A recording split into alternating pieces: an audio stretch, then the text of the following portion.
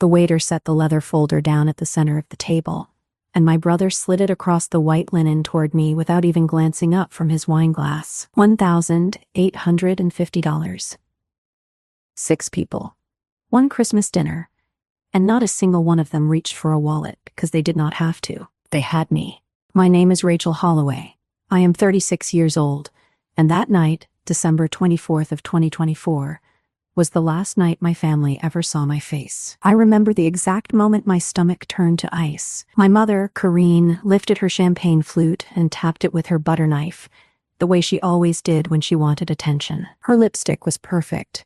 Her diamond earrings, the ones I had bought her for her 60th birthday, caught the candlelight. She smiled around the table at my brother Davis, my sister Lenora, my stepfather Wendell, my Aunt Marlene, and finally at me. Then she lifted that glass higher and said, in that bright performative voice she used at every gathering, to Rachel, our very own Santa Claus. What would this family do without her? Everyone laughed. Davis laughed the loudest. Lenora clinked her glass against his and said, Rachel is basically our ATM, let us be honest. More laughter. Wendell raised his glass too, his face red from the 3rd bottle of Cabernet, and added, an ATM that never runs out, thank God. Marlene cackled into her napkin. I smiled. I do not know how, but I smiled. I lifted my own glass of sparkling water, because someone had to drive everyone home, and I tipped it toward them like I was in on the joke. Inside my chest, something that had been cracking for years finally broke clean in half. I want you to understand something before I go any further. I was not a rich woman who tossed money around for fun. I was a senior data analyst at a logistics firm in Charlotte, North Carolina, and I had spent 12 years climbing from a cubicle near the bathroom to a corner office with a view of the parking garage. I made $140,000 a year. That is good money. That is not yacht money. That is not pay for everyone forever money. That is, I worked my entire 20s through grad school and skipped vacations and ate ramen on Sundays money. And every single dollar of that money, my family treated like a community pool. It started small, the way these things always do. When I was 24 and finishing my first real job, my mother called me crying because the dishwasher had broken, and Wendell was between contracts again. Could I just help out this once? Of course I could. I was the good daughter. $800. No problem. When I was 26, Davis totaled his truck and did not have insurance because he had let it lapse. Could I help him with a down payment on a new one? He would pay me back. He swore on our grandmother. $4,000. No problem. He never paid me back. Grandmother died 3 years later anyway, so I guess the oath expired. When I was 28, Lenora got pregnant by a man whose name she would not tell anyone, and suddenly there were doctor bills and crib bills and a security deposit on an apartment in Raleigh. Could I help my baby sister out? $12,000 over 18 months. No problem. Her son, my nephew Tobias, is now 7 years old and the only one of them who genuinely loves me, so I do not regret that one. Not really. By the time I was 30, I had become the family bank, and nobody had ever signed a loan agreement because we were family, and family does not need paperwork. That is what my mother said the first time I gently asked when Davis might pay back any of the $11,000 he then owed me. Rachel, honey, why are you turning into one of those cold corporate types? We are blood. Blood does not keep score. Blood, apparently, only kept score when it was time for me to give more. I sat at that white linen table on Christmas Eve and looked at the plates around me. Davis had ordered the dry-aged ribeye, $98. Lenora had ordered the lobster thermidor, $112, and had taken 3 bites before declaring it too rich. Wendell had ordered 2 appetizers and the lamb. My mother had ordered the tasting menu, the actual tasting menu, $220 per person, and had insisted Marlene get it too because we never do this. We should treat ourselves. I had ordered a roasted chicken because I had looked at the menu first and done the math in my head, the way I always do, and I knew where this was heading. I had been knowing where this was heading for almost a year. Because here is what my family did not know. Here is the thing that nobody at that table had any clue about. 6 months earlier, in June of 2024, I had sat in a small office on the 7th floor of an old brick building downtown, across from a woman named Patricia Vance, who was a forensic accountant, and I had handed her a banker box. Inside that box were 11 years of bank statements, Venmo logs, Zelle transfers, text messages, written promises, voicemails, and one single notarized loan document that I had managed to get Davis to sign back in 2019 when he begged me for $9,000 to save his apartment. Patricia had spent 4 months going through that box. When she called me back into her office in October, she set down a single sheet of paper in front of me. The number at the bottom of that sheet was $247,380. That was how much money my family had taken from me over 11 years. Not gifts, not generosity, loans. Every single one of them framed as a loan at the time of asking, then quietly converted into, well, we are family, the moment I was foolish enough to bring it up. $247,000. A house in some parts of this country. A child through college. Retirement that I would not now have until I was at least 65. I had cried in Patricia's office that day. Not the pretty kind of crying, the ugly kind, where your nose runs and your makeup goes everywhere, and you cannot speak for 10 minutes. Patricia handed me a tissue and waited. When I could finally talk, I asked her one question. Can I get any of it back? She nodded slowly. Some of it, not all. Maybe $40,000 from your brother because of that signed note. Possibly more, depending on what we can document. But Rachel, the money is not really the point, is it? It was not. It had stopped being the point years ago. The point was that every single time my phone rang on a Saturday morning, my whole body clenched, because I knew it was going to be one of them, and I knew they were going to want something. The point was that I had not taken a real vacation since 2017. The point was that I had broken up with a kind man named Anthony in 2022 because he had asked me, gently, why I was sending my brother $3,000 to fix a roof when my own apartment had a leak in the bedroom ceiling, and I had not had a good answer. The point was that I was 36 years old, and I did not own a single thing that my family had not somehow tried to claim. So I sat there at the Christmas Eve table at the steakhouse on Tryon Street, and I listened to them toast me as their personal Santa Claus, and I felt my phone buzz in my purse. I had set the alarm myself 2 weeks earlier. The text on the screen said simply, "Time to go." I picked up the phone, made my face look concerned, and stood up. I am so sorry, everyone. I have to take this. The team in Singapore is having an issue with the data pipeline. I will be right back. My mother waved her hand. Of course, of course. Work, work, work.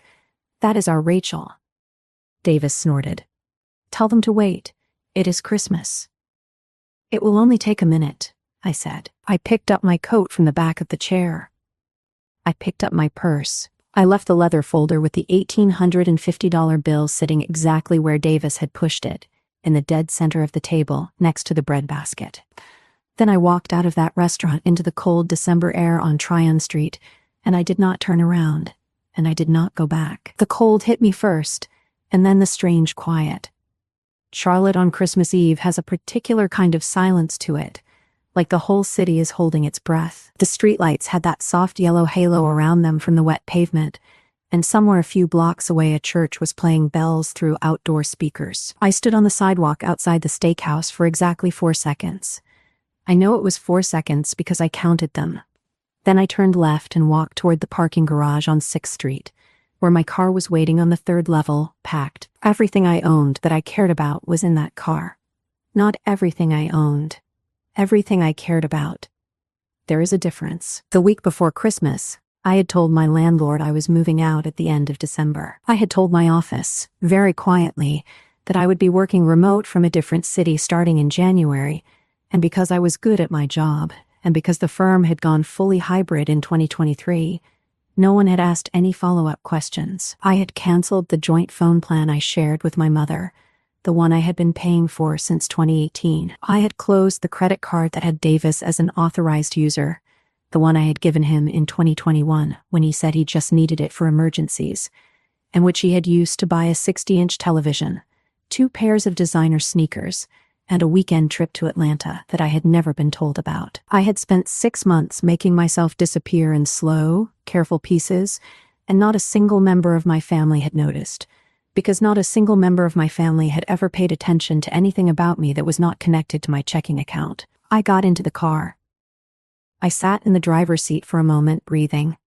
My hands were shaking. I had not eaten more than 4 bites of that roasted chicken. My phone was already starting to buzz on the passenger seat, where I had thrown it. I looked down. 3 messages from Davis already. He was wondering where I was. I clicked the phone off without reading them and dropped it into the cup holder. Then I started the engine and I drove out of that parking garage, and I pointed the car west on I-85. I drove for 2 hours before I stopped. By the time I pulled into a gas station outside a town called Gaffney, my phone had collected 47 messages and 11 missed calls. I did not look at them yet. I filled the tank, bought a coffee and a granola bar, and sat in the parking lot under the sodium lights eating slowly. The thing about leaving your entire family on Christmas Eve is that nobody warns you how strange the small details feel. A granola bar tastes the same. The coffee was bad. The cashier wished me a Merry Christmas, and I almost cried because I had not heard a stranger say that to me in a kind way in a very long time. When I finally looked at the phone, I made myself read every message. I do not know why. Maybe because I needed evidence, in case I ever forgot. Davis, where are you? The bill is here. Davis, Rachel, are you serious right now? Lenora, Mom is freaking out. The waiter is asking who is paying. Davis, this is not funny. Mom, Rachel, honey, please come back. Your brother is making a scene. Davis, I know you have that fancy job money. Do not be cheap. Lenora, we just took out our cards because what choice did we have? Wendell, this was extremely disrespectful, Rachel, to your mother. On Christmas. Mom, I do not understand what is happening. Please call me. Davis, you owe me $800 right now for my share if you are going to pull this stunt. Marlene, I am sure there is an explanation, but this was very embarrassing. Mom, Rachel, I am crying. I cannot believe you would do this. I read all 47 of them sitting in that gas station parking lot. The thing that struck me, the thing that I want anyone listening to this to really understand, was that not one of them, not a single one, asked if I was okay. Not one of them said, "Did something happen? Are you safe?" They had watched me walk out of a restaurant on Christmas Eve, alone, after taking what they thought was a work call, and the first 30 messages were all about money, the cost of the dinner, their share, my selfishness, my disrespect. It took until message number 34 for my mother to type, "Are you all right?" But the very next message after that, message 35, also from her, said, "Because if something has happened, we still need to figure out the bill before we leave." I closed the phone. I drove another 90 minutes. I crossed into Tennessee a little after 1 in the morning. I checked into a small chain hotel just off the interstate, where the night clerk was watching a Christmas movie on a tiny television behind the desk, and I paid in cash because the whole point of what I was doing was to be hard to find. I went up to room 214, and I lay down on top of the covers fully dressed, and I slept 12 hours straight. When I woke up, it was Christmas Day. I want to tell you about my childhood, because none of what I did makes sense without it. My father, Earl Holloway, died when I was 7 years old. He was a long-haul truck driver, and he was a quiet man with rough hands and a gentle voice, and one rainy night in October of 1996, his rig went off an embankment outside Roanoke, Virginia, and he did not come home. My mother was 31.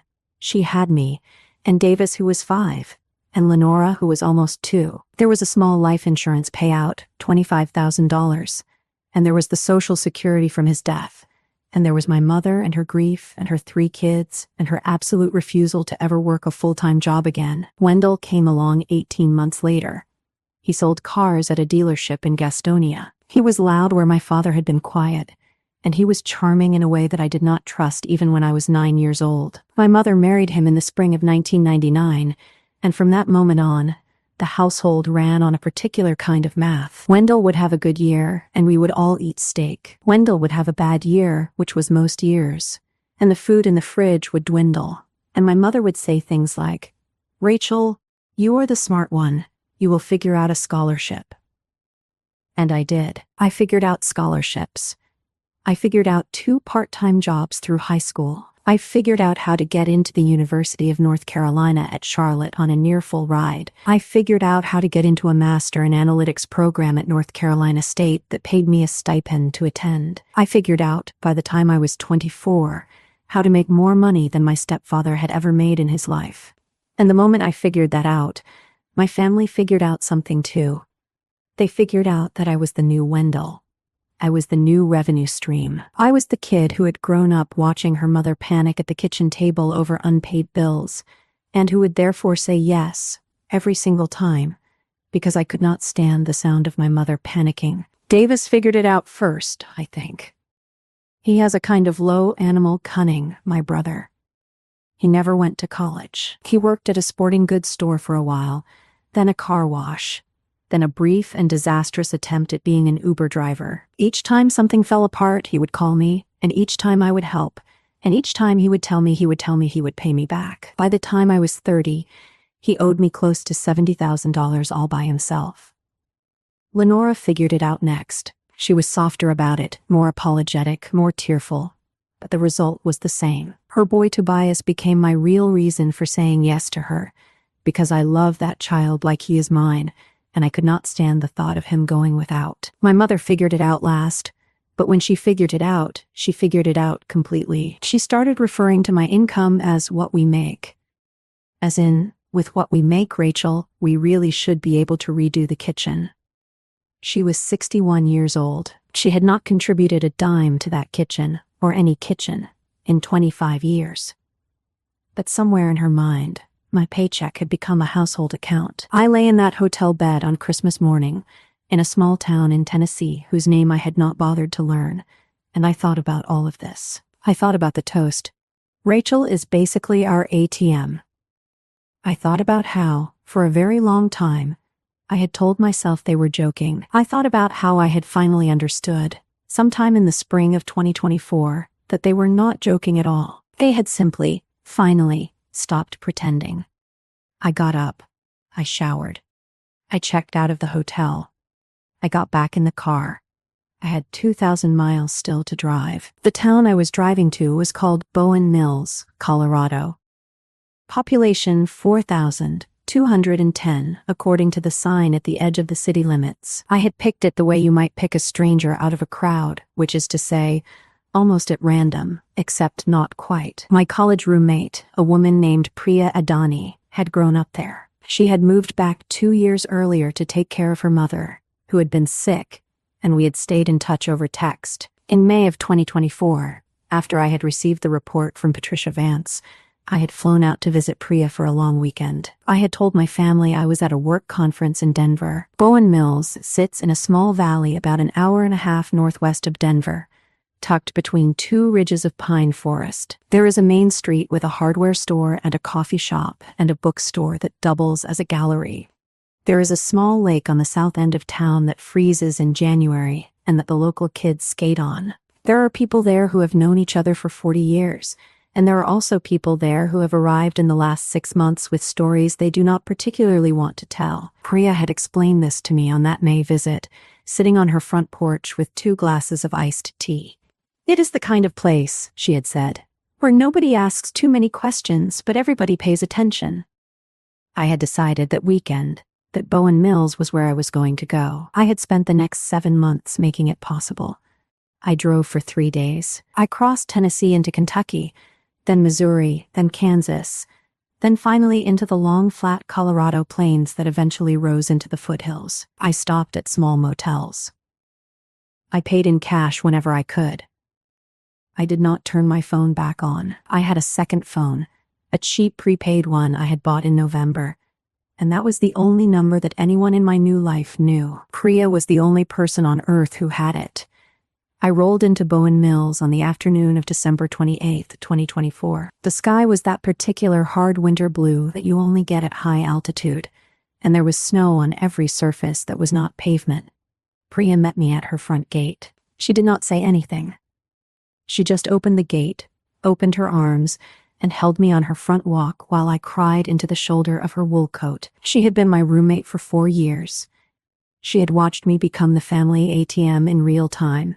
She had told me, more than once, that she would help me leave when I was finally ready. I was finally ready. The plan I had built, with Patricia and with a lawyer named Dominic Reyes whom Patricia had referred me to, was simple in concept and complicated in execution. Step 1 was to physically remove myself. Step 2 was to legally pursue the documented portion of what I was owed, primarily from Davis, using the 2019 promissory note. Step 3 was to send a single formal communication to my family explaining that I would not be returning, would not be contributing further, and would not be available for contact. Step 4 was to actually live, which I had almost forgotten how to do. I had rented a small 2-bedroom house at the edge of Bowen Mills, on a quiet road called Larkspur Lane. The owner was a retired schoolteacher named Eunice Pell, who lived next door and who had made the rental agreement on a handshake and 1-month deposit because Priya had vouched for me. The house was 850 square feet, painted pale yellow with a small wood stove in the living room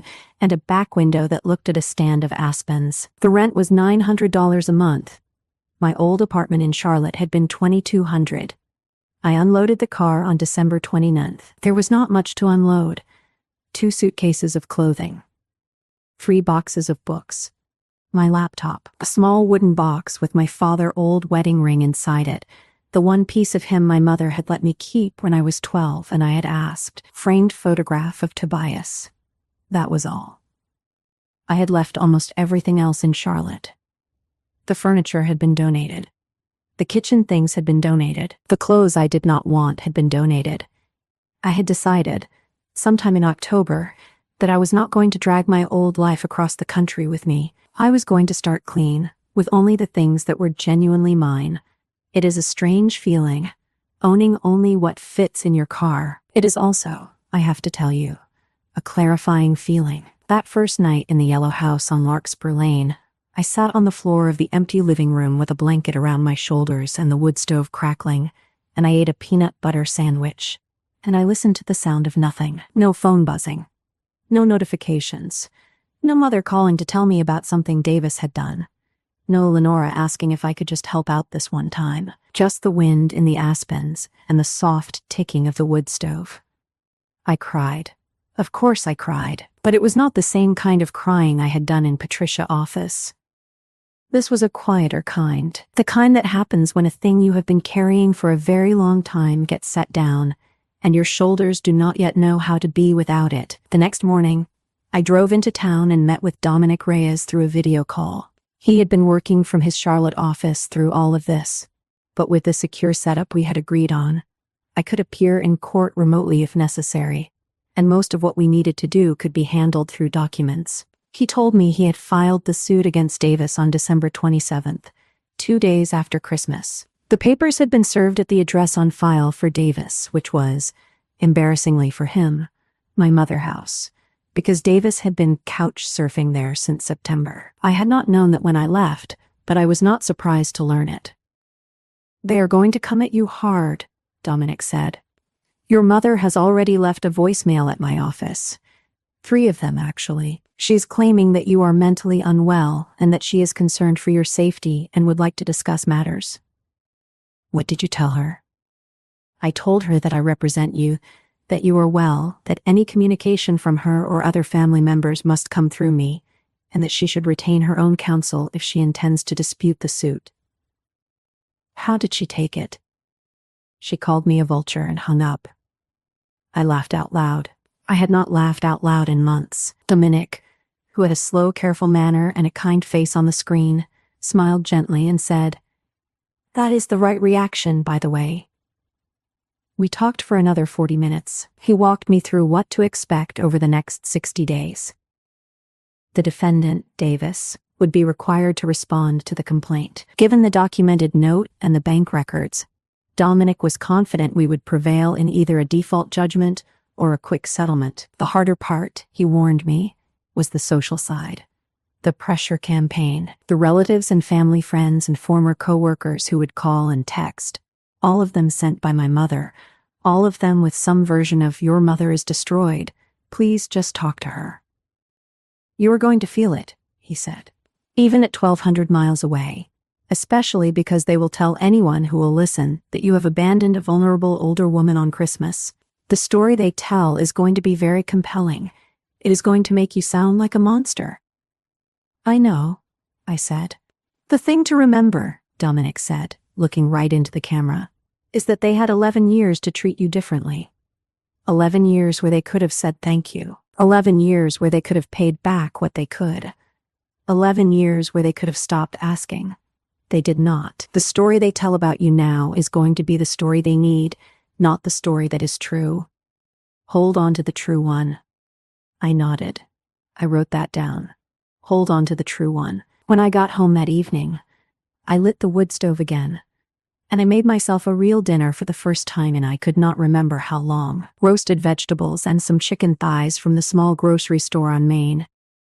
I ate slowly. I sat at the small kitchen table that had come with the house, and I listened to the wind, and I thought, this is the first meal of the rest of my life. The pressure campaign started on January 3rd, 2025. That was the day my cousin Rebecca, whom I had not spoken to in 4 years, sent a text to my old phone, which I was checking once a week from the porch of the yellow house using a guest Wi-Fi password Priya had given me. The text said, "Rachel, I do not know what is going on, but your mother is not eating.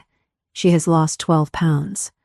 The whole family is worried sick. Please, whatever this is, can you not put it aside for her sake?" The next day there were 6 more. One from a high school friend named Kayla I had not spoken to since 2018. One from a former co-worker. One from my Aunt Marlene. 2 from cousins on my stepfather's side, which was particularly creative because I had no relationship with them at all. And one from Tobias' mother, my sister Lenora, that simply said, "Tobias keeps asking where Aunt Rachel is. He cried last night." That last one almost broke me.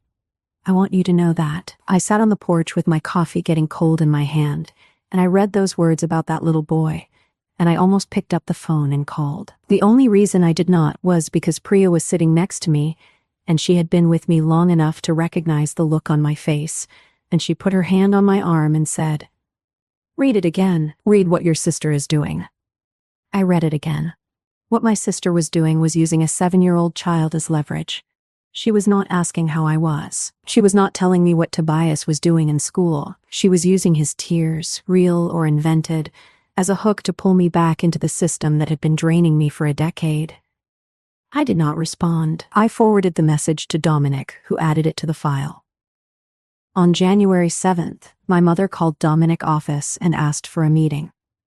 He declined. She called back the next day and asked him to convey a settlement offer. The offer was that I would drop the suit against Davis, return to family contact, and in exchange, the family would forgive the situation and move past it. Dominic told her that there was nothing to forgive on my end, and nothing for the family to give up except behavior that they should have given up years earlier. He told her again to retain counsel. She did not retain counsel. Davis did, eventually, but only after a default deadline started ticking. His lawyer was a man Dominic described as competent but clearly underpaid for what he is being asked to do. In late January, that lawyer reached out with a counteroffer. Davis would acknowledge the $9,000 note from 2019, with interest as documented. He would dispute everything else as gifts. He would propose a payment plan of $100 a month for 10 years. Dominic and I talked it through. The legal calculation was that we could probably push for more, but the documentation outside the signed note was patchy. Many of the transfers had been labeled as gift in the memo line on Venmo, often because Davis or my mother had told me to label them that way for tax reasons that did not actually exist. Patricia Vance had warned me about this in her original report. The total documented liability we could reliably enforce was somewhere in the range of $42,000. I told Dominic to push for full repayment of the note plus interest in a lump sum and to forget the rest. I did not want a 10-year drip. I did not want my brother sending me $100 on the first of every month for the next decade like an alimony from a marriage I had never agreed to. I wanted it done. We settled on February 10th, 2025. The amount was $46,300, paid in a single transfer. Davis had to take out a loan against his pickup truck, which Dominic told me was hilarious to him, because he had heard so much about that truck. The money hit my account on February 12th. I did not buy anything with it. I put $30,000 of it into a retirement account I should have funded years earlier. I put $10,000 into an emergency fund, which Priya had been begging me to build for half a decade. The remaining $6,300 I gave to Patricia Vance as a final payment for her work, with a $1,000 bonus, because she had earned every cent of it. The story my mother told the family about the settlement, I learned later, was that I had extorted my brother and taken his livelihood. His livelihood, in this telling, was apparently the ability to drive his pickup without a lien on it. I had financed that pickup, originally, in 2017. I do not think she remembered that, or if she did, she had carefully edited it out of the version she preferred to tell. The harder thing happened on February 22nd. I got a call from a number I did not recognize, on the prepaid phone, which was alarming because almost no one had that number. I let it go to voicemail. The voicemail was from a woman named Greta, who was a social worker with the Elder Services office in Charlotte. She said that a complaint had been filed alleging that I, Rachel Holloway, had abandoned my elderly mother and was withholding financial support from a vulnerable adult. She was calling, she said, as a courtesy, to see if I would be willing to discuss the situation. My mother had reported me for elder abandonment. I sat in my kitchen and stared at the phone. I do not think I breathed for a full minute. Then I called Dominic. Dominic, to his enormous credit, did not seem surprised. He said this kind of thing happened more often than I would think. He said he would handle it. He asked me to send him every document I had related to my mother's financial situation, including Wendell income, the Social Security amounts I knew about, and any text messages where my mother had described herself as financially stable. 2 weeks later, Dominic called me back to say that the Elder Services investigation had been closed without action. My mother was 62 years old. Wendell was 65 and drawing both Social Security and a small pension from a brief stint at a parts manufacturer. Their combined household income was around $53,000 a year. They owned their house outright, because my grandmother had left it to my mother in 2008. They were, by every measure, financially independent. The investigator had spoken with my mother, who had been unable to articulate what specifically I had taken from her, beyond the help she always gave us. The investigator had explained that adult children are not legally required to financially support healthy, independent parents. The case had been closed.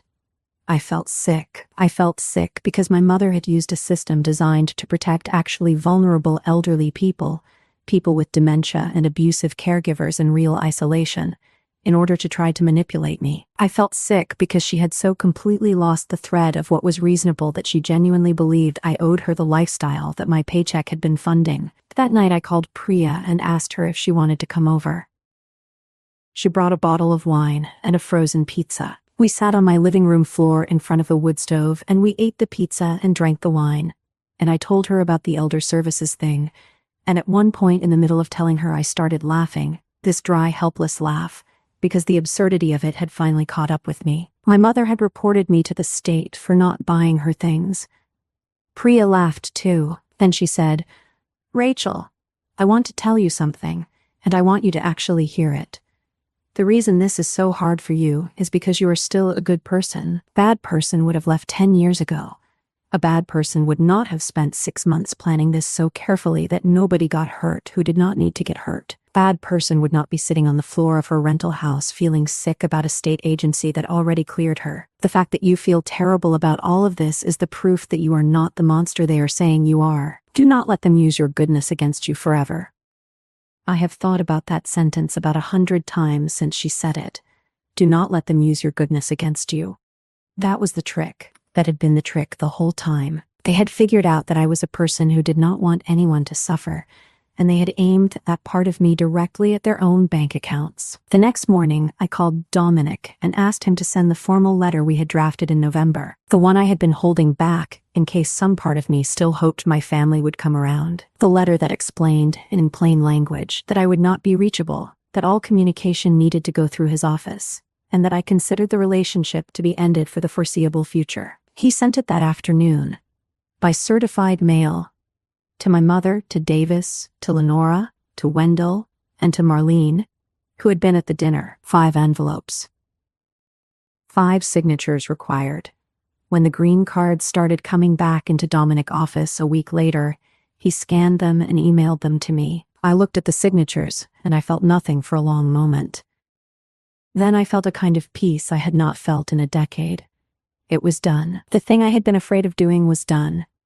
Spring came late to Bowen Mills that year. The snow on the front yard of the yellow house did not fully melt until the second week of April. And even then there were patches in the shaded places where the morning frost would still come in. I started taking walks. I walked in the morning before work, which I now did from a small desk in the second bedroom, with a window that looked at the same stand of aspens that the kitchen looked at, except from a different angle. I walked at lunch, sometimes down to the lake, which had unfrozen around mid-March, and now had a small congregation of mallards that I had begun to know by sight. I walked in the evening, before dinner, when the sun set behind the western ridge and turned everything pink and gold for about 12 minutes. I walked because I had not walked in years. I had gone to the gym in Charlotte sometimes, because that is what professional women in their 30s were supposed to do. But I had not walked, not for the sake of walking, not just to be somewhere with my own thoughts. I had been so used to my thoughts being other people's problems that the idea of being alone with them had felt vaguely dangerous. What if I started thinking about my own life? What if I noticed how tired I was? What if I noticed how angry I was?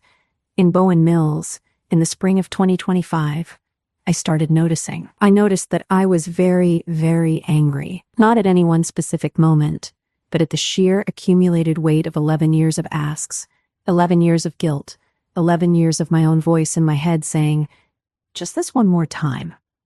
I noticed that I was angry at my mother, specifically, in a way I had been afraid to be for 30 years, because my mother had been widowed at 31 and my whole childhood had been organized around the principle that we did not add to her grief. I noticed that I was angry at my younger self, the 24-year-old who had said yes to that first $800 without asking a single question. I noticed that I was angry at every adult in my life, every aunt and uncle and family friend who had watched all of this happen and had said nothing, because they had not wanted to get involved. I noticed that I was even angry at the steakhouse waiter, which was unfair, because that man had been doing his job, but he had set down that leather folder in front of me, and he had set it down in front of me for a reason. The whole world had decided that I was the one who paid. I noticed all of this on long walks through the aspen trees, and I let myself feel it, all of it, instead of doing what I had always done, which was to push it down and write a check. In late April, I started seeing a therapist, a woman named Dr. Imogen Hartwell,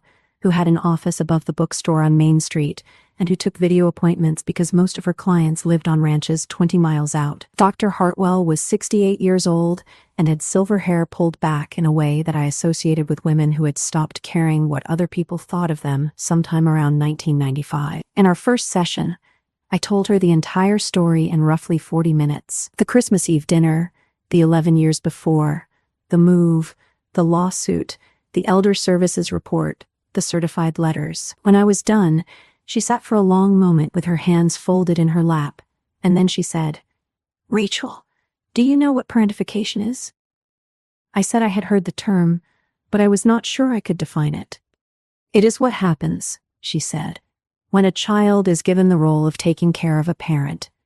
Sometimes financially, sometimes emotionally, sometimes both. The child stops being a child somewhere around age 7 or 8. The child becomes the support system. The child becomes responsible for keeping the family functional. And the child often does this without realizing she has done it, because by the time she could realize, her whole identity has been shaped around it." I started to cry. I do not think I had cried in front of another human being who was not Priya for 15 years. "The thing about parentified children," Dr. Hartwell continued very gently, "is that they grow into adults who are extremely good at certain things. They are organized. They are responsible. They are dependable. They tend to be high achievers.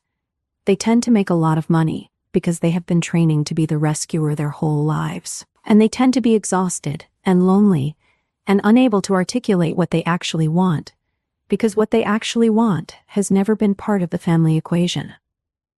I cried for 10 more minutes. Dr. Hartwell waited. When I could talk again, I said, "I do not know what I actually want." "That is not surprising," she said. You probably have not asked yourself that question in a long time. The good news is that you are now in a place where you can ask it. We have time. There is no rush. We started meeting weekly. I did not skip a single appointment. I treated those Wednesday afternoon sessions the way I had treated quarterly board reviews at my old job, which is to say, I prepared for them. I came with notes. I came with questions. Dr. Hartwell did not seem to mind. "You are going to spreadsheet your way to healing," she said once, with a small smile. "It is not the worst approach I have seen." In May, 2 things happened. The first was that my company, the logistics firm in Charlotte, promoted me. They did not call it a promotion at first, because we had a reorganization, and they redistributed the analytics function. But the practical effect was that I was now leading a team of 4, instead of being an individual contributor with seniority. My salary went up to $175,000. I had been working remote from Bowen Mills for 5 months at that point, and not a single one of my coworkers had asked where I actually was. I attended every meeting on time. I delivered every project on schedule. I had become, paradoxically, a much better employee since the day I had walked out of that steakhouse, because I had stopped being interrupted at all hours by family emergencies. The second thing was that I met a man. I want to tell you about this carefully, because I know how easy it would be to make this sound like a fairy tale, and I do not want to do that. I had not been looking for anyone. I had not signed up for an app. I had not, frankly, even thought about dating since Anthony in 2022. I had been so deep in the work of figuring out who I was outside of my family role that the idea of adding a partner to that work had felt impossible. His name was Caleb Mendenhall. He was 38. He owned the bookstore on Main Street, the one with Dr. Hartwell office above it. He had grown up in Denver, gone away to college and grad school, worked as a librarian for 6 years in Portland, Oregon, and then moved to Bowen Mills in 2019 to take over the bookstore from his uncle, who had wanted to retire. He was tall and quiet. He had a beard that he kept neatly. He read more than anyone I have ever met, which is saying something, because I read a lot. I met him because I went into the bookstore in early May to buy a copy of a novel that Dr. Hartwell had recommended, and he was at the front counter reading the same novel. We talked about it for 10 minutes. We talked about other novels for another 20. I bought the book and walked out and realized halfway down the block that I had not thought about my mother once during that entire conversation, which was the longest stretch of mother-free thought I had experienced in some time. I went back the next week. I went back the week after that. By the 3rd visit, he asked me if I would like to get a coffee at the place across the street. I said yes. We did not become anything quickly. That was not the kind of man he was, and I was not the kind of woman, anymore, who needed to make things happen quickly. We had coffee, then we had dinner, then we walked around the lake in the early evening, then we had dinner again. By the middle of June, we were seeing each other twice a week. By the end of July, we were seeing each other 4 times a week. He knew about my family in broad strokes by the second dinner, because I had decided early that I was not going to lie about the basic shape of my life. I told him I had walked out of a Christmas Eve dinner with my family in December and had not spoken to them since, because of long-standing financial exploitation. He took a sip of his beer and said, "Okay." Then he said, "Do you want to talk about it more, or do you want to let it sit?" I told him I wanted to let it sit. He let it sit. He did not ask follow-ups for another 6 weeks. When he did ask, it was a single question. "Do you ever miss them?" I said yes. Of course I did. He nodded and said, "That makes sense. That does not mean you should go back." I think that was the moment I realized I might be falling in love with him. The summer in Bowen Mills was beautiful in a way I had not understood you could live inside of. The aspens turned a particular shade of green in June that was almost electric. The lake warmed up enough by July that you could swim in it for about 10 minutes before your legs went numb. The Saturday morning farmers market opened on the town square, and I started going every week, and I learned the names of the people who sold the tomatoes, and the people who sold the bread, and the people who sold the small jars of honey that came from a hive 8 miles up the canyon. I realized one Saturday morning in early August, happy. It is a strange thing to realize. When you have not been happy in a long time, it does not arrive with fireworks. It arrives like a soft tap on the shoulder while you are picking up a basket of peaches, You stand there in the sunshine, holding a basket of peaches, and you think, oh, I am happy right now. This is what this feels like. I had almost forgotten. I want to be clear that the happiness was not about Caleb. Caleb was a part of it, but he was not the cause of it. The cause of it was that I had, for the first time in my adult life, built a life that was actually mine. The little yellow house on Larkspur Lane, the walks, therapist who had taught me to ask the question, what do I actually want? The job that I did well, where I was respected, and which I now did from a desk in a quiet room without being interrupted. The friend in Priya, who had stayed close for 15 years and whose patience had finally been rewarded. The new friends I was beginning to make, slowly, one at a time. Eunice next door, who brought me tomatoes from her garden. Anya at the coffee shop, who had figured out my order in week 3. A woman named Marisol, who ran the small yoga studio at the end of Main Street, where I had started going on Tuesday and Thursday evenings. This is the thing that nobody tells you about leaving. They tell you about the loss. They tell you about the grief. They do not tell you about the strange, quiet abundance of a life that is finally yours.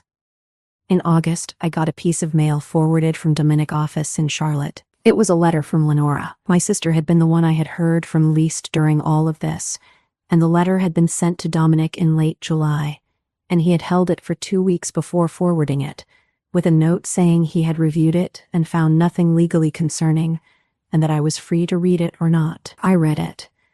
I sat on the back step of the yellow house with a glass of iced tea, and I read it. Rachel, the letter said, I do not know if you will read this. I do not know if I would if I were you. Mom told me not to write. She thinks if we just hold the line, you will eventually come back, because that is what you have always done. I do not think you are going to this time. I think we lost you on Christmas Eve, and I think we lost you because we deserved to. The letter was 4 pages long. It went on to describe, in some detail, the things Lenora had begun to understand about our family in the months since I had left. She wrote about a conversation she had had with Tobias, who had asked her in the spring why Aunt Rachel had stopped coming over, and she had told him the truth, which was that Aunt Rachel had been hurt by all of us for a long time and had needed to go somewhere else to feel better. She wrote about how Tobias had thought about this for a few days and had then asked, was it because we always asked her for stuff? She wrote that she had cried on the kitchen floor for an hour after he asked that, because a 7-year-old had seen what she had spent her adult life refusing to see. She wrote about Davis, and how he was furious all the time, and how the loss of the truck lien money had not actually changed his behavior at all. He was still asking my mother for cash. He was still couch surfing. The pattern, she wrote, was not about me. The pattern was about him, and the rest of us had just been watching me absorb it for him. She wrote about my mother. She wrote that my mother had been honestly diminished by my leaving, but not in the way my mother claimed. The diminishment was not grief. It was the loss of a version of herself that had required me. Without me, my mother had to be a 62-year-old retired woman with a husband and a small income, instead of the matriarch of a household that ran on her oldest daughter paycheck. The new version was smaller. It was less interesting. It was less validating. My mother, Lenora wrote, had not yet figured out what to do with it. She wrote about herself last. She wrote that she was not asking me to come back. She was not asking me for anything at all. She was writing because she had owed me an apology for a very long time, and she did not want to die without having given it. She apologized for the $12,000 I had given her in 2016. She apologized for never paying back even the small amounts she could have paid back. She apologized for the time she had laughed when our brother had called me the family ATM. She apologized for not standing up for me at the Christmas Eve dinner, even though, she wrote, she had felt sick the entire time it was happening and had known, in her gut, that something was very wrong. She did not ask for forgiveness. She specifically did not ask for that. She wrote, if you forgive me, that is your decision, and it is not mine to ask for. I just wanted you to know that I have stopped pretending that what we did was okay. She signed it, your sister, Lenora. And then there was a postscript. Tobias drew you a picture. I am including it. He wanted you to have it. If you do not want it, please throw it out, but please do not send it back, because he would see it and it would hurt him. The picture was folded in the envelope behind the letter. It was a drawing in colored pencil of a small house with a yellow door and 3 people standing in front of it, 2 adults and a child. The child had a label arrow pointing to him that said Tobias. One of the adults had a label arrow that said Mom. The other adult had a label arrow that said Aunt Rachel. The drawing was titled, in 7-year-old handwriting, "When Aunt Rachel comes back to visit." I sat on the back step and I cried for a long time. Caleb came over that evening. I showed him the letter and the drawing. He read the letter slowly, twice, and then he looked at the drawing and he said, "What do you want to do?" I said I did not know. He said, "You do not have to decide today." I did not decide that day. I did not decide that week. I let the letter sit on my kitchen table for a month, and I read it every few days, and I talked about it with Dr. Hartwell, and I thought about it on long walks. What I eventually decided in late September was this. I would write Lenora back. I would not invite her to Bowen Mills. I would not give her my address, but I would tell her that I had received the letter, that I appreciated the apology, and that I was open, very slowly, to a limited correspondence. I told her that if she wanted, I would send Tobias a card on his birthday, which was October 18th, and a small gift, and that she could give him my prepaid phone number for emergencies only. I told her, very clearly, that I was not interested in being reintegrated into the family. I was not coming home for holidays. I was not going to be on the family group text. I was not going to be informed about my mother medical appointments or Davis' latest crisis. I had built a new life. I was not going to set fire to it for the comfort of people who had, for over a decade, set fire to mine. I sent the letter to Dominic, who forwarded it to her. She wrote back 2 weeks later. Her letter was short. It said, in essence, that she understood, that she accepted the terms, and that she was grateful for any contact at all. She included an updated photograph of Tobias, holding up a science fair project about volcanoes. In October, I sent him a birthday card and a book about volcanoes and a small check for $20. Lenora texted me a photo of him grinning at the volcano book. That was the whole exchange. That was the whole new relationship. It was small. It was carefully bounded. It was real.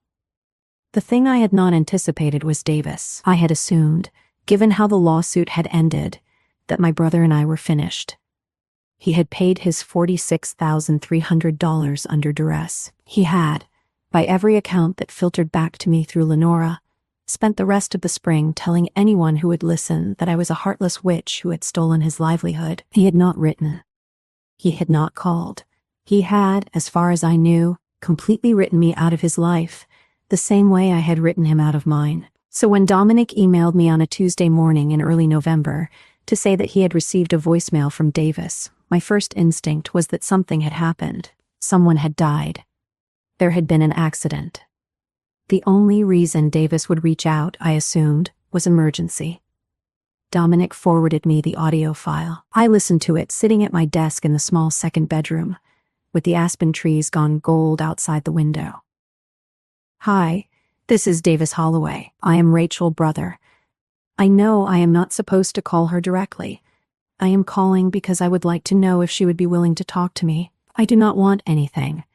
I am not asking for anything. I have been in this thing called Cornerstone for about 4 months. It is a recovery program. They have me writing a list of people I have hurt. She is the first name on it. I would like to apologize to her if she will let me. If she will not, I understand. You can tell her that. Thank you." I played the voicemail 3 times. I had never heard my brother sound like that. Davis, my entire life, had been a man of bluster. He had been loud. He had been certain. He had been, in his own particular way, charming when he wanted to be. The man on that voicemail was none of those things. He sounded tired. He sounded younger than 34.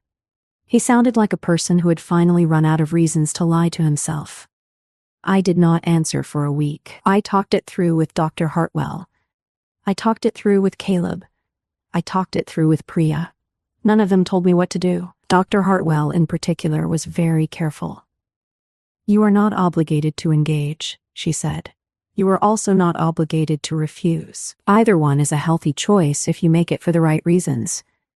The wrong reason would be guilt.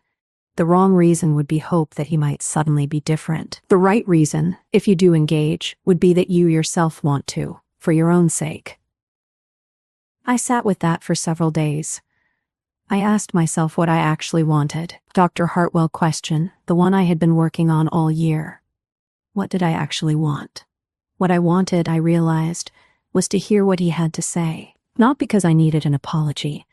The apology, if it came, was not going to undo 11 years. I wanted to hear it because I wanted to know whether my brother was actually capable of becoming a person, or whether the pattern would always pull him back. I had loved him, once. He had been a sweet little boy. There were photographs of him at age 4, holding my hand while we walked to a bus stop, and the look on his face in those pictures was open and trusting. I had spent a long time wondering when, exactly, he had stopped being that boy. And I had never been sure that he was permanently gone. I told Dominic to set up a call. The conditions were strict. The call would be on a Saturday, mid-morning, on a day that worked for me. It would not exceed 30 minutes. It would be on a recorded line, which Dominic would handle. Davis would not have my address, my prepaid number, or any other information about my life. He would have only what I chose to tell him during the call. Davis agreed to all of it. The call happened on November 15th, 2025. I sat at my kitchen table in the yellow house with a cup of coffee. I had a notebook in front of me, in case I needed to write anything down. Caleb was in the living room, working quietly on his laptop, available if I needed him afterward. Priya had texted me an hour earlier to say she was thinking about me.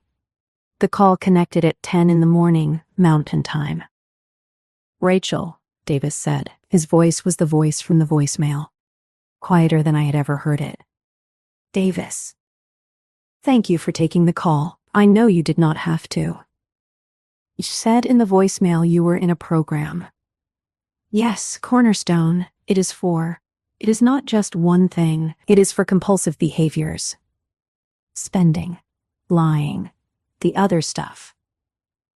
What other stuff? Drinking, mostly. I had been drinking a lot, for years. Probably since Dad. I did not say anything for a moment. I had not known. I had genuinely not known.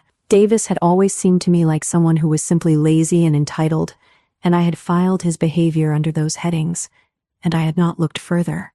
The idea that he had been quietly dependent on alcohol since he was 8 years old, in some private way I had not seen, reorganized something in my chest. Mom did not know either, he said, as if reading my mind. I hid it well. I am very good at hiding things. I know, I said. I did not call to tell you that to make you feel sorry for me. I know. I called because the program has me write a list. It is the 8th step. It is making amends. I am supposed to think about everyone I have hurt, and I am supposed to think about whether making contact with them would help repair the harm, or whether it would just be for me. You are the first name on the list. You are the first name because you are the one I hurt the most. Yes. I do not have an excuse. I am not going to give one. I want to say what I did, because I did it, and I need to say it out loud to you. I took money from you for 10 years, and I did not pay you back. I lied to you about why I needed it. I bought things I did not need. I lied to Mom about it. I lied to Lenora. I lied to myself most of all. I told myself you could afford it. I told myself you would be fine. I told myself you owed me, because I did not have what you had. None of that was true. You did not owe me anything. You worked for what you had. I took it because I was a coward, and I did not want to do the work. He stopped. I could hear him breathing. I cannot pay back what I took, he said. I paid back the part the court made me pay. I do not have more than that. I am working a job at a warehouse outside of Charlotte. I make $17 an hour. I will probably not have more than that for a long time, so I cannot pay it back. What I can do is say it out loud to you. I took $247,000 from my sister over 11 years. I lied to her about it. I laughed about it at a Christmas dinner with my whole family. I called her our ATM in front of her, to her face, because I had stopped seeing her as a person. I am ashamed of that. I am ashamed in a way that I am going to be ashamed about for the rest of my life. I am sorry. I am sorry. I am sorry, Rachel. I do not expect you to forgive me. I am sorry. He was crying. He was not making a show of it. He was just crying. I sat at my kitchen table, and I looked out the window at the aspen trees. I let him cry. I did not rush to fill the silence. The old version of me would have rushed. The old version of me would have said, "It is okay, Davis, it is okay." This version did not. When he had stopped crying, I said, "Thank you for saying that. I needed to hear it. I do not know yet what I am going to do with it. I am not going to forgive you today. I am not going to refuse to forgive you either. I am going to think about it. That is fair. I am not going to be in your life in the way I was. That part is over. I know.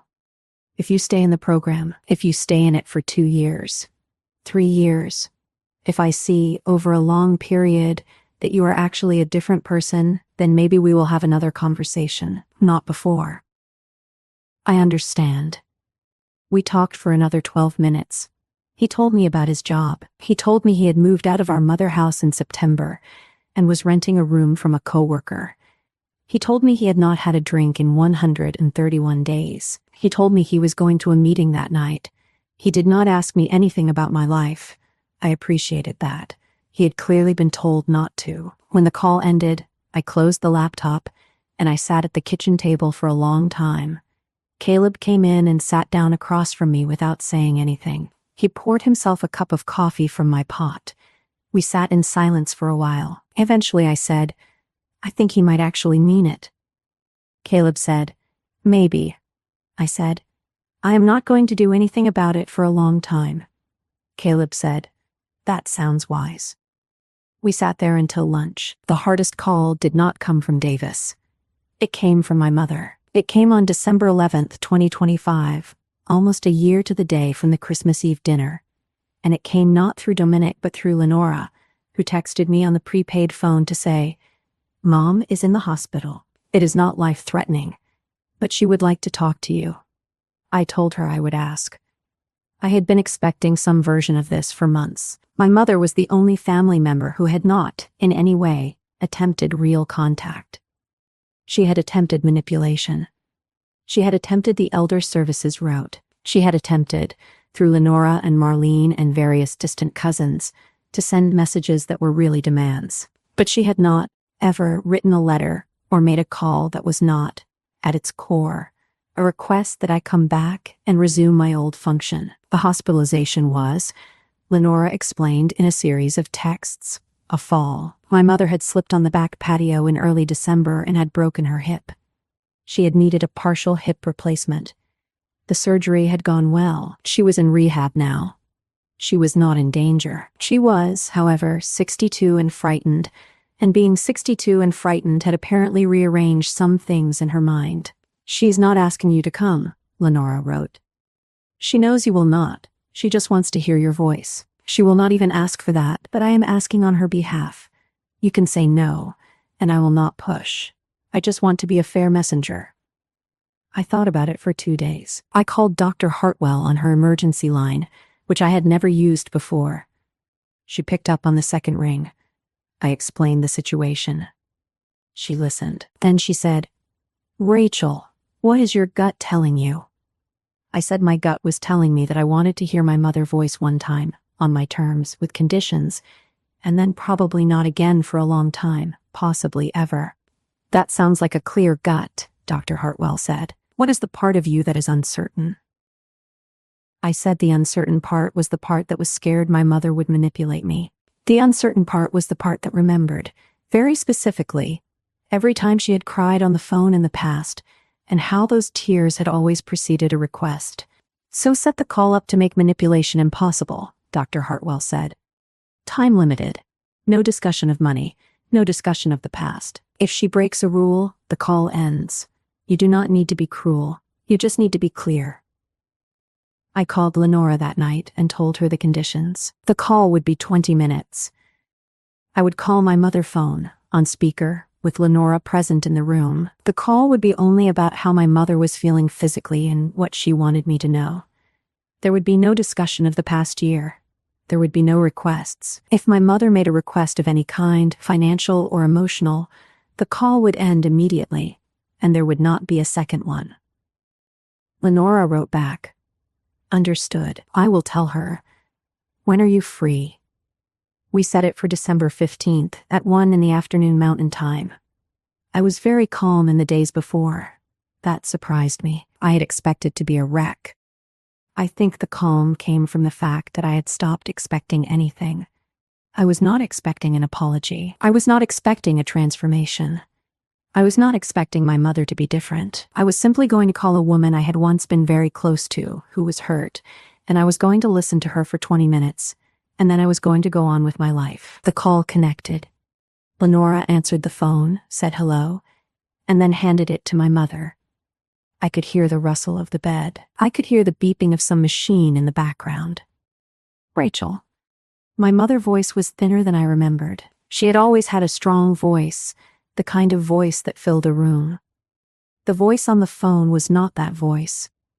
"Hello, Mom." "Oh." She started crying. I had been ready for it. I did not respond. "I am here," I said after a moment. "I have 20 minutes. How are you feeling?" She gathered herself. "I am sore. The surgery was. They say I will walk again normally, mostly, but the rehab is hard. I am tired." "I am sorry to hear that." I do not know what to say to you." "You do not need to say anything specific. I am here to listen." We talked for a few minutes about the surgery, about the rehab facility, about a physical therapist named Kendrick who she liked. I asked her ordinary questions. I let her answer them. The strange thing was that, with the rules in place, she actually had to talk to me as a person instead of as a function. She did not have a script for that, and so she fumbled. She told me about a roommate she had at the rehab facility, a woman in her 70s who watched game shows. She told me about a cardinal that had been coming to the bird feeder outside her window. She told me, with what sounded like genuine surprise, that the food at the rehab was actually good. About 15 minutes in, she said, "Rachel, can I say one thing? It is not a request. I just want to say it." "Go ahead." "I have been thinking this past year. I have been thinking, since the fall especially, about the kind of mother I was. Mom, I am not going to say more than this. I just want you to know I have been thinking about it. I do not understand all of it yet. I think I was so used to a certain way of doing things that I could not see another way. I think I made you a kind of substitute for what your father did not get to do, for what Wendell never quite did. I am sorry. I am not asking you for anything by saying that. I am saying it because I think it is true." I sat at my kitchen table and I felt something in my chest that I had not expected to feel. I had expected, if she ever apologized, to feel either vindicated or unmoved. I felt neither. I felt sad. I felt sad in a way that was old and quiet, and that did not have any particular target. It was just the sadness of seeing your mother finally see something. 20 years late, maybe 40 years late, but seeing it. "Thank you for saying that, Mom. Will you come for Christmas this year?" The rule had been broken. She had made a request. I sat very still. I thought about hanging up immediately. That had been the rule. That had been the whole point of the rule. But I also thought, in that moment, about how a 62-year-old woman recovering from hip surgery, who had just managed her first half-real apology in 3 decades, was going to ask, eventually, the only question her brain still really knew how to ask. She was going to ask me to come home. She had been programmed to ask me that. The fact that she had managed 15 minutes before asking it was, in its own way, a kind of progress. "Mom," I said, "I am not coming for Christmas. I am not going to come for Christmas this year or next year or any year that I can see right now. I have a life here. I am not going to leave it." "I understand.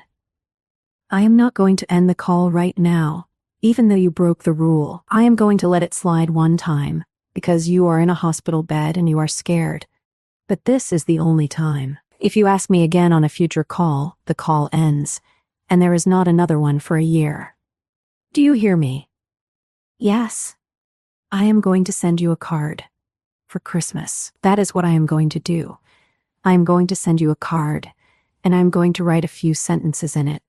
And that is what Christmas is going to be from me this year. It is not nothing, but it is also not what you used to get from me. Okay. I am going to go now. Rachel. Yes. I love you. I felt the tears come finally. I had been holding them back the whole call. I love you too, Mom. I do. I just cannot live the way we were living. I am not going to anymore. I know. Goodbye. Goodbye, sweetheart. I hung up. I sat at the kitchen table and I cried for a long time. Caleb was at the bookstore. Priya was at her mother's house. I was alone in the yellow house, and I let myself cry alone, and it was okay. I did send the card. I sent it on December 18th. It was a simple Christmas card with a snowy landscape on the front. Inside, I wrote, Mom, I hope your recovery is going well. I am thinking of you this Christmas. I am doing well. I am safe and I am healthy, and I have built a life that I am proud of. I will write again in the spring. Love, Rachel. 3 years ago, I sat at a dinner while the family toasted me as their financial provider. This December, I shared a quiet meal in Colorado with a chosen group. The shift in distance was not cruelty. It was correction. Caleb cooked a roasted chicken using a recipe of the grandmother. He sat beside Priya, Mateo, Brennan, Flory, and Asha, the mother of Priya. Brennan raised a glass for chosen homes and simple friendship. No one mentioned money. No one slid a bill toward me.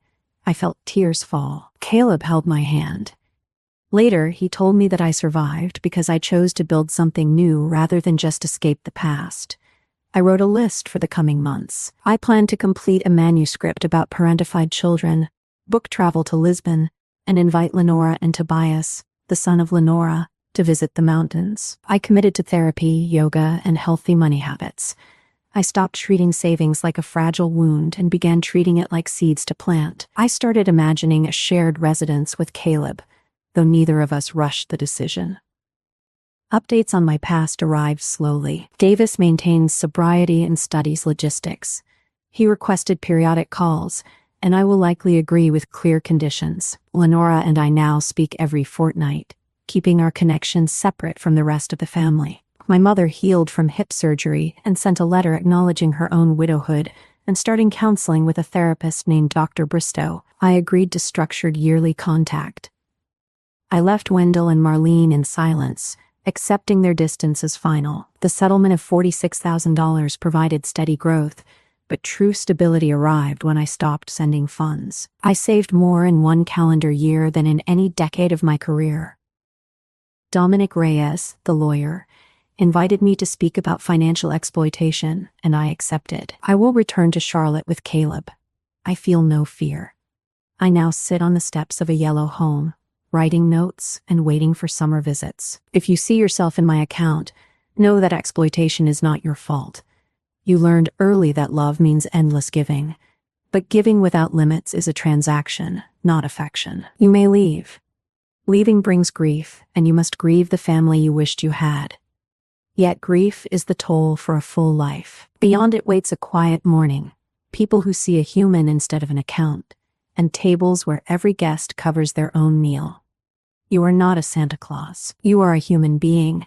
You deserve to be at a table where the bill gets split. The chicken is almost done. Caleb will be home soon. I am going to close this notebook and go inside and set the table for 2. Tobias is coming in July. Lenora is going to spend 3 nights in our guest room, which used to be my second bedroom and which we have repainted a soft blue. We are going to take Tobias to the lake. He is going to feed the mallards. He is going to ask me, probably more than once, if he can come back next year. I am going to say yes. If this story spoke to you, if any of it sounded like a life you have been living or a life someone you love is living, please consider liking this video, subscribing to the channel, and sharing your own experience in the comments below. There are more of us than we know. You are not alone. Take care of yourself. The bill is not yours to pay.